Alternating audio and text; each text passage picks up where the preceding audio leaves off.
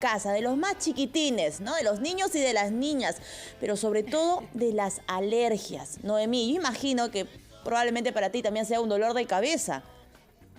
Sí, y seguramente para muchos padres de familia, ¿no? Ahora, saber cómo diferenciar la alergia de otra cosa que le pueda estar sucediendo. En realidad, la aventura de ser papás es eso, una aventura, saber qué es lo que está pasando con tu hijo, descubrir cosas nuevas con ellos y a veces llorar. Y a veces reírnos después de que ha pasado todo, ¿no? Porque compartimos todo con los hijos. Ese es un sentimiento con el que seguramente muchos papás coincidimos. Pero las alergias más comunes durante la infancia, ¿cómo las reconocemos? ¿Cómo las tratamos, Valeria? De eso vamos a hablar a esta hora. Justamente ya nos acompaña Wilmer Córdoba, él es jefe del Servicio de Alergia e Inmunología del Instituto Nacional de Salud del Niño en Breña. Doctor, ¿cómo está? Bienvenido. Muy Buen día, buenos días, doctor. señorita Valeria, señorita Noemí. Un gusto y agradecerles por la invitación a su servicio. A ver, doctor, y me encantó esta idea que planteó Noemí, ¿no? Porque a veces los niños cuando son muy pequeños pues no pueden hablar, evidentemente, entonces manifiestan esta incomodidad de varias formas. ¿A partir de qué edad pueden aparecer las primeras alergias y cuáles son las más comunes?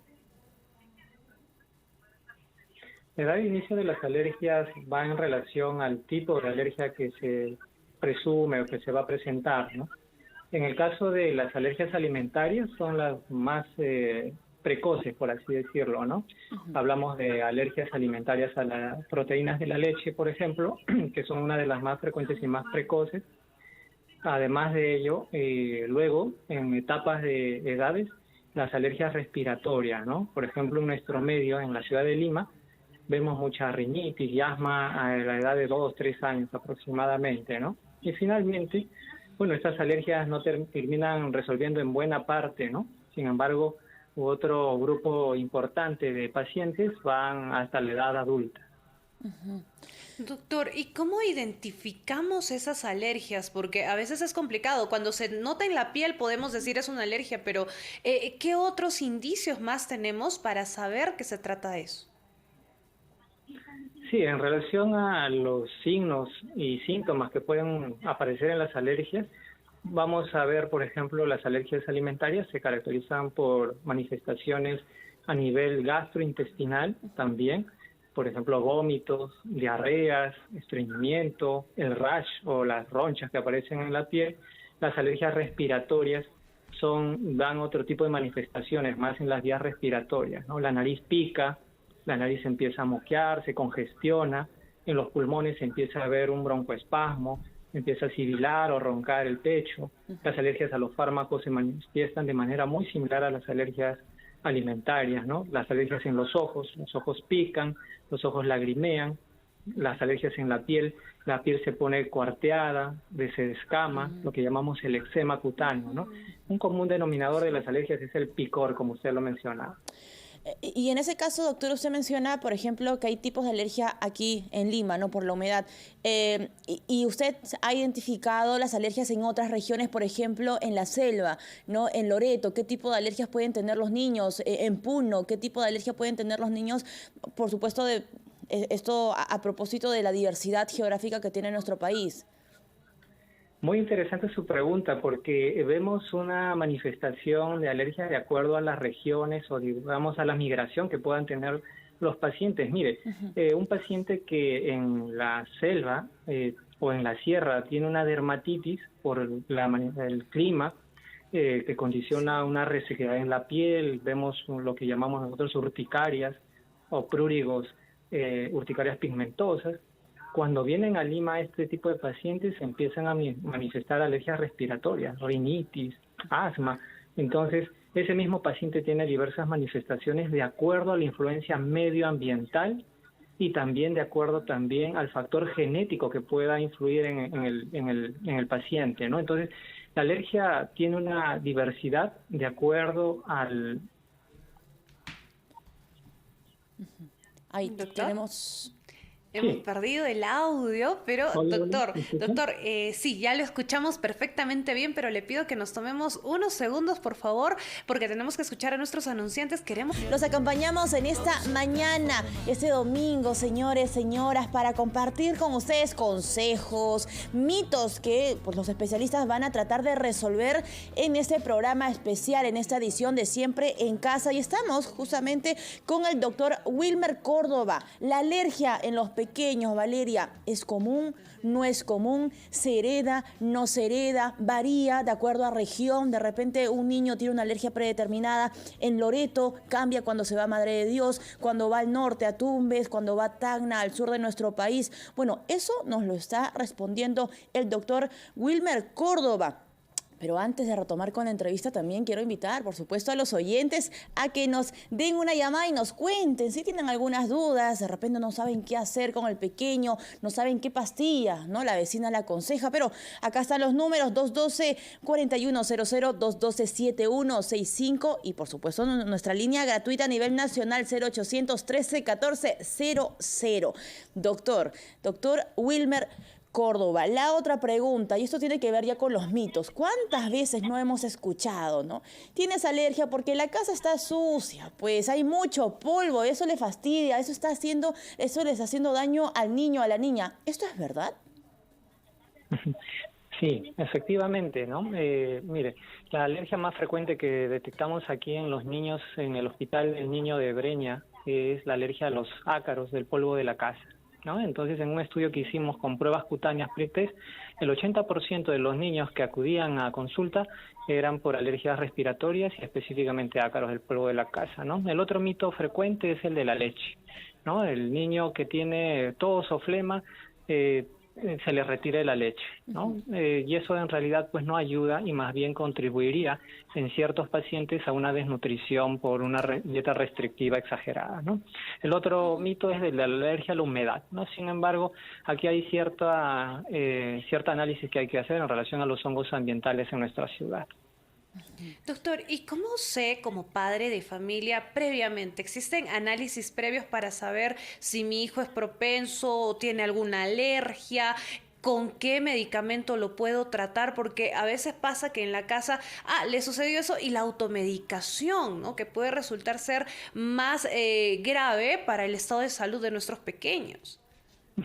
Sí, en la medicina de precisión, ¿no? Actualmente hablamos de una medicina que va específicamente a tratar o a bloquear los marcadores de inflamación específicos de la alergia. Tenemos, por ejemplo, exámenes que miden inmunoglobulina E, las pruebas cutáneas, hay pruebas en sangre, inmunocaps, pruebas moleculares que ya se están implementando en nuestro país. Entonces, esto va dirigido a las alergias inmunoglobulina E mediadas. Otros exámenes que nos ayudan a identificar eosinofilia, interleucinas que van involucradas en las alergias. Y esto permitiría dar un tratamiento también específico, ¿no? Por ejemplo, hablamos de bloqueadores inmunoglobulina E en las alergias severas. Hablamos de bloqueadores de eosinófilos, ¿no? Hablamos de antiinterleucina 5 u otros, ¿no? Para tratamientos complejos. Y para tratamientos como más leves, la inmunoterapia, ¿no? La inmunoterapia es como se conoce más como vacunas para la alergia. Está es de uso en nuestra ciudad, ¿no? Perfecto. Doctor, tenemos participaciones del público también. Ellos quieren hacer sus consultas. Estamos con Alicia, que nos llama desde La Victoria. Alicia, ¿cómo estás? Buenos días. Cuéntanos. El doctor Córdoba te escucha. ¿Cuál es tu consulta? Buenos días para las dos comunicadoras, buenos días para el doctor. Bueno, le cuento, doctor. Yo por miedo nunca hago mariscos, porque una vez hice y no me salieron. Entonces mi hija va a la casa de una amiga, le invitan, y hizo que ella comió arroz, porque no estaba acostumbrada, y en la noche con la alergia. Ya la llevé al doctor, le dieron todo esto. A las 2 semanas se resfría. Le di su pastilla que siempre le doy, y de nuevo le apareció la alergia. Entonces la llevo a emergencia pediátrica y me dice que es alérgica al ibuprofeno, a los AINES, que siempre los que son alérgicos a pescados y mariscos son alérgicos a los AINES. Entonces mi pregunta es, doctor, ¿cómo tengo para saber si en verdad es alérgica a los AINES? ¿Hay alguna prueba, algo? ¿Es cierto? ¿Eso es mito o no? Pues eso sí es verdad, y podemos demostrarlo, ¿eh? En el Hospital del Niño estamos realizando las pruebas de provocación a medicamentos. Entonces, si tiene la oportunidad, ahí en la página web del hospital o llamando al hospital y al anexo 8202, puede reservar sus citas y podemos evaluar a su niña para identificar alergia a AINES o también para hacer una evaluación de alergia alimentaria, ¿no? Entonces, la clínica es muy importante y muy sugerente, lo que menciona usted. Yo le recomendaría que retire hasta completar los estudios pertinentes, los mariscos y los AINES. Ajá. Doctor, tenemos otra llamada de La Victoria, nos vamos hasta La Perla, Callao. Manuel, adelante, ¿cómo estás, Manuel? Buen día. Buenos días, un servicio, quisiera saber al respecto. Mire, mi hija es alérgica al huevo, le diagnosticaron alérgica al huevo. Entonces tenemos un problema con las vacunas. Ahorita creo que la vacuna de la influenza, de los neumococos, generalmente es a base de estar reposa en huevo, ¿no? Entonces quisiera saber qué alternativas podría tener yo para poder vacunar a mi hija. Ya dada la situación ahora con el clima, la baja temperatura, entonces quisiera saber cuál es la alternativa para poder vacunar a mi hija y poderla proteger de la influenza, ¿no? Sí, importante. Muchos de los alérgicos a alimentos y específicamente al huevo tienden a resolver sus alergias hasta el año o 2 años de edad. Entonces, si no ha habido una anafilaxia, que quiere decir que la niña ha tenido compromiso de la respiración, se ha hinchado de manera exagerada y han tenido necesidad de usar adrenalina para tratar su alergia, la niña probablemente ya tiene cierta tolerancia. Entonces podría aplicarse la vacuna, claro, con siempre observación durante 30, 45 minutos en el centro de vacunación y estar a la expectativa, ¿no? Doctor, otra duda adicional. ¿Hay algún momento en la vida de alguna persona que la alergia desaparece? Es decir, ¿va a llegar un momento en que, alguien que tenga asma, un niño que tiene asma a los 25, 27 años, se desaparece esa enfermedad? ¿Es posible esto o no? Hablamos de mecanismos de tolerancia, ¿no? Es decir, el niño, el ser humano, cuando es muy pequeño tiene una respuesta exagerada, ¿no? Que es el inicio de la alergia. Luego, los mecanismos de tolerancia permiten que pueda comer algunos alimentos a los que era alérgico y la rinitis y el asma puede ir disminuyendo. Lo que vemos es que la alergia no desaparece, siempre va a estar como latente, ¿no? Por eso los cuidados deben ser continuos. Es cierto, el asmático, el rinítico mejora, deja de usar medicación, pero hay que tener siempre la prevención de manera constante. Perfecto, doctor.